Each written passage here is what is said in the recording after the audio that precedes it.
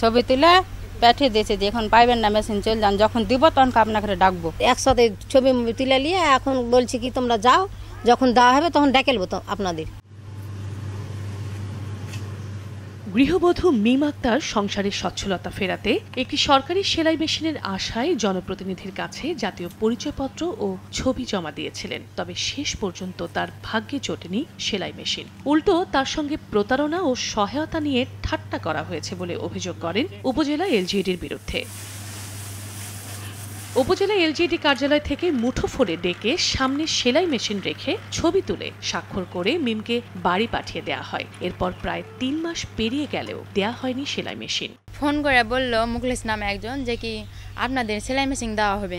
তো আমরা খবরটা পেয়ে গেলাম ওখানে, আবার বিতরণ করতেও দেখছি যে বিতরণ করছে। ও অবস্থাতে আমাদের কাছে আসা ছবি নিল, মানে এমনভাবে ছবি তুললো যে মেশিনটা আমাদের দিয়ে দিবে। তখন তো আমরা খুশি হলাম যে আমাদের মেশিন দিবে।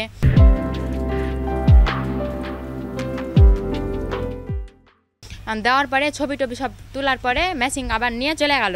তখন পরে এসে বলছে যে কি আপনাদের আজকে মেশিন দিব না, যখন মেশিন দিব তখন আপনাদের ফোন করে ডেকে নেব।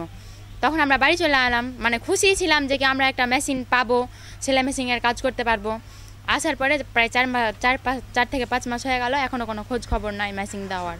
শুধু মিম আক্তার নয়, চাঁপাইনবাবগঞ্জের ভোলাহাট উপজেলার অন্তত 11 জন নারীকে সেলাই মেশিন দেওয়ার নামে উপজেলায় ডেকে মেশিনগুলো সামনে রেখে তাদের স্বাক্ষর নিয়ে ছবি তুলে বাড়ি পাঠিয়ে দেয় স্থানীয় সরকার প্রকৌশল অধিদপ্তর। এই ঘটনায় এলজিইডির রাজশাহী বিভাগীয় পরিচালক ও চাঁপাইনবাবগঞ্জ এলজিইডির নির্বাহী প্রকৌশলীর কাছে লিখিত অভিযোগ করেন উপজেলা পরিষদের সদ্য সাবেক মহিলা ভাইস চেয়ারম্যান। ইঞ্জিনিয়ার অফিস থেকে একদিন ফোন করেছিল মুখলেস ভাই নামে এক লোক, আমরা গেছিলাম, যাই ওই যে মেশিনে হাত দিয়ে ছবি তুললাম। তারপরে হলো ভোটার আইডি কার্ডের ফটোকপি নিল, সিগনেচার দিয়েছি। ছবি তুলে পাঠিয়ে দিয়েছে যে এখন পাইবেন না, মেশিন চলে যান, যখন দিব তখন আপনাকে ডাকবো। একসাথে ছবি তুলে নিয়ে এখন বলছি কি তোমরা যাও, যখন দেওয়া হবে তখন ডেকে নেবো আপনাদের।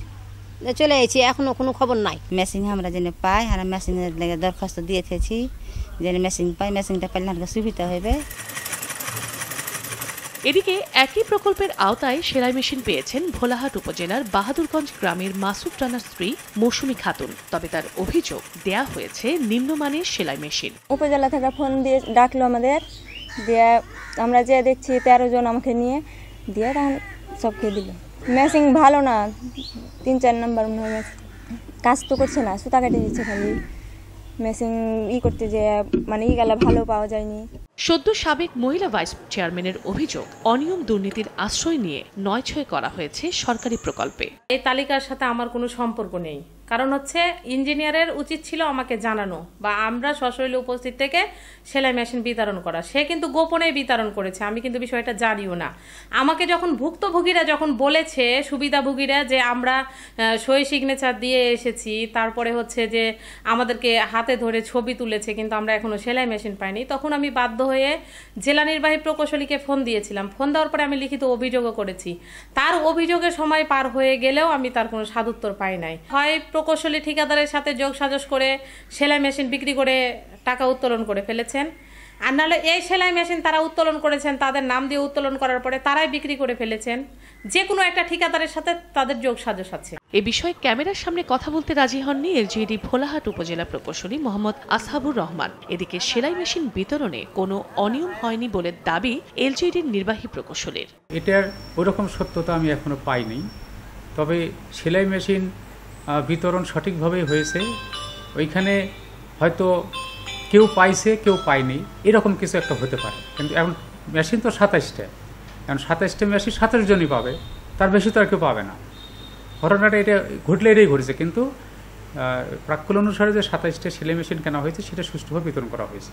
ভোলাহাট উপজেলায় 2021-22 অর্থ বছরে বার্ষিক উন্নয়ন কর্মসূচির আওতায় নারী উন্নয়ন ফোরামের জন্য প্রাপ্ত বরাদ্দের 3% হিসাব ধরে 2,25,000 টাকায় 27টি হতদরিদ্র পরিবারের মাঝে সেলাই মেশিন বিতরণের প্রকল্প গ্রহণ করা হয়। সময় সংবাদ, চাঁপাইনবাবগঞ্জ।